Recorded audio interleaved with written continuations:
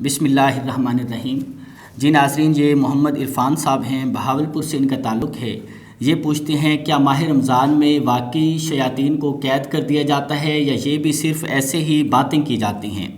جی میرے بھائی، یہ صرف باتیں نہیں ہیں، بخاری شریف میں حدیث پاک موجود ہے، حدیث نمبر 1899۔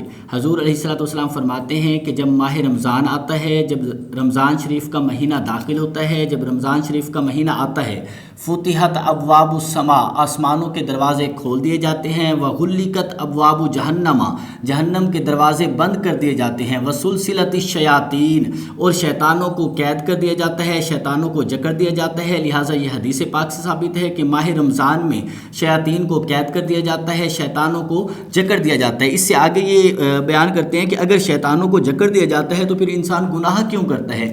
جی میرے بھائی، گناہ کا ہے دو اسباب ہے گناہ کے بیسیکلی۔ ایک سبب تو یہ ہے کہ شیطان کے ورگلانے پہ، دوسرا ہے نفس امارہ۔ نفس امارہ جو ہے یہ بھی انسان کو اندرونی طور پہ ورگلاتا ہے، گناہ کی طرف راغب کرتا ہے۔ تو ماہ رمضان میں شیاطین تو قید کر دیے جاتے ہیں۔ علماء کرام اس کی اس طرح سے وضاحت فرماتے ہیں کہ شیاطین قید کر دیے جاتے ہیں، لیکن انسان پہ چونکہ سارا سال 11 مہینے شیطان کا غلبہ رہتا ہے، وہ برے کاموں میں لگا رہتا ہے، تو ماہ رمضان میں اسے نفس امارہ، جو اس کا نفس ہے، وہ اس کو ابھارتا ہے گناہ کرنے پہ۔ لہٰذا انسان کو چاہیے کہ اپنے نفس پہ کنٹرول کرے۔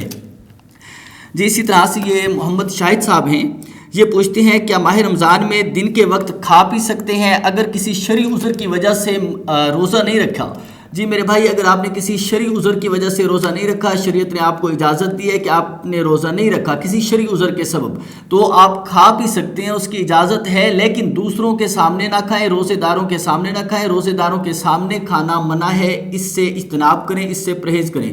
نزہۃ المجالس میں آتا ہے کہ ایک یہودی، اس کا بیٹا ماہ رمضان میں کچھ کھا رہا تھا، یہودی نے اپنے بیٹے کو مارا، اسے ڈانٹ ڈپٹ کی، اور اسی ہفتے اس یہودی کا انتقال ہو گیا۔ تو ایک عالم دین نے خواب میں دیکھا کہ وہ یہودی جنت میں ہے۔ انہوں نے پوچھا کہ اے یہودی، تو جنت میں کیسے ہے؟ تو وہ یہودی بیان کرنے لگا، کہنے لگا کہ میں نے حرمت رمضان کو دیکھتے ہوئے، رمضان شریف کی، ماہ رمضان کی حرمت کو دیکھتے ہوئے اپنے بیٹے کو ڈانٹا تھا کہ مسلمانوں کے روزوں کا مہینہ ہے، اس میں کچھ نہ کھاؤ، ان کے سامنے کچھ کھاؤ پیو نہ۔